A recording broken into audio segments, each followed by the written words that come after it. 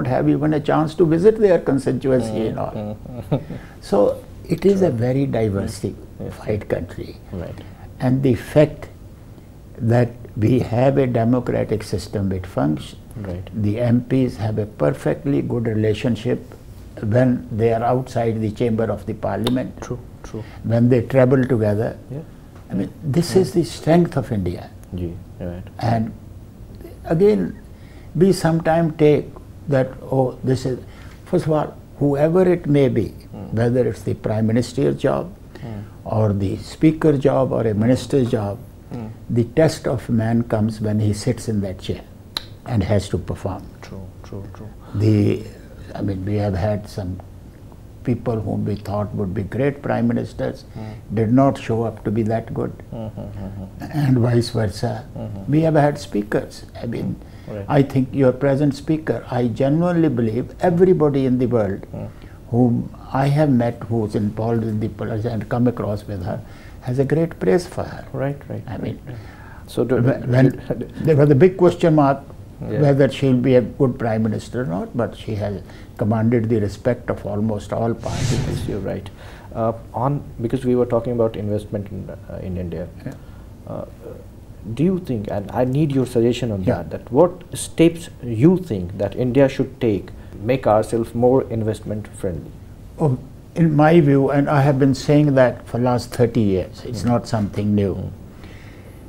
India should make their rules and regulations which are transparent. Right. You say, if you want to come to India, here is rule number 1, rule number 3, rule number 5. If you fit in with that, you make the decision and come. You don't have to ask anybody. Right. If 2 years later we find that you have broken those rules, we'll pack you up. Okay. If you have not broken these rules, we won't bother you. Right. This question of sort of in India that everything is dealt case by case Right. is time consuming, wasteful and dangerous, because that causes corruption, that causes disentanglement on the part of the investor, and that causes friction. FDI in retail. Yeah. There were lots of Yeah. opposition in FDI in retail. Your comment on this? My comment was very simple on that. It's a very sort of emotional subject, and it became even more emotional than it should have been and could have been. So this is the kind of thing where you need to first carry the people with you, Okay. then pass the rule. Okay. The question of allowing and then hoping everybody to agree, and it is not a subject which should be decided on the basis of majority. It should be a subject decided on who, by taking the people whose life they feel will be affected. Okay. And it's the poor man. My criticism of India for last 30 years has been that we talk a lot about the poor man, but he is the only one who is the most neglected person in this country. True. And we got to do that. True. Every time government comes out with this policy, etc., but it doesn't reach the poor man. Right. You know, you do lots of philanthropical work in UK. Can you please tell us something about that? Do you have any plan to do some kind of social work over here for the poor, as we were talking about poor? I tell you, one of my most frustrating thing is, and believe me, I say that even in my family and my friends, that India is one of the most difficult country to do any work which is non-business. Okay. Business is difficult enough, but do something for charitable purpose is even more difficult. Okay. And Why you are saying that? frustration again. I mean, why on earth everybody wants to be? I would love to do more things. Right. But every time I try to do anything, there is some obstruction or the other. I can do that in Britain, the United States, much easier. Okay. And I think somebody really should examine I'll tell you a very interesting thing. The other day, I was talking to our own people, that look, they said, okay, in order to have this company, it needs 25% of shares by an Indian. So I said, why can't we, this thing, put that money, 25%, I give that money to be set up for charities in India only. No profit will go out of that abroad. The profit of that, of those shares will be spent in India. Now to me, if I was looking at it, and if I go to United States, Britain or etc., everybody will welcome it. The government of India will tell you there are 245 rules to check through before this thing. That is what I can't understand. And I would love to do that. Your comment on corruption, corrupt practices, do you think that is also a big hurdle? I think it hurts, but because it's the symbolism of corruption. That wherever there is a corruption, the cases must be decided without any transparency. And people don't like lack of transparency. Right. You know, one thing which we appreciated, India appreciated when you in Britain Parliament on Indo-Pakistan issue, you said that there should be a bilateral issue, and there should be no interference from other country. How to resolve this issue? I think it's a very touchy issue. As I said in that interview, and I wrote a letter even, because before David Cameron came there was a debate, I wrote a letter also. I genuinely believe that both people of India and people of Pakistan, including governments, want to sort out this thing. I went with Robin Cook even before he became the Foreign Secretary, at the invitation of Mr. Inder Gujral when he was Prime Minister, to Kashmir. We met all the things. I don't think people want to. Some issues become resolved because it becomes a issue of prestige, whatever you want to call it.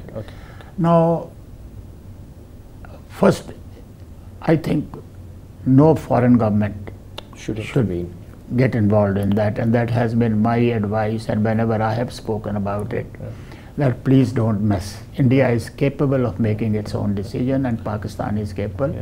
Both are democratic countries, though unfortunately in Pakistan sometimes democracy is suffering. But if you ask me, I have had talks with the prime ministers here. I have had talks with the, as I said in the interview, with some prime ministers. They would like to find us, but how? So the only thing which in my way should happen, let us make the border non-border. Don't worry about the border, carry the trade, allow people to come in. As we have the terrorism problem. That is the problem. Now, terrorism problem is not getting smaller, but not doing it. So you're saying that bilateral trade, because right now we do have bilateral trade, only 10,000 crore we have the bilateral trade size. In fact, with Nepal we have 22,000 crore. So there is, and you're suggesting that there should be, I mean, more encouragement on that. I think exchange of people, which we did manage quite a bit. I mean, Mr. Bajpaiyi tried his train journey, etc., except that it got shot down.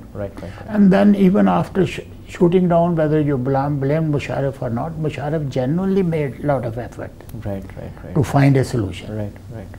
But some things always, it's like dispute between the brothers. But I think India and Pakistan will see their way to find a solution, but it, in my view, can only be found if they just try to dismiss the problem and close their eyes away. You do lots of extracurricular activity as well. The most prominent one was when in 2005 you went to Singapore.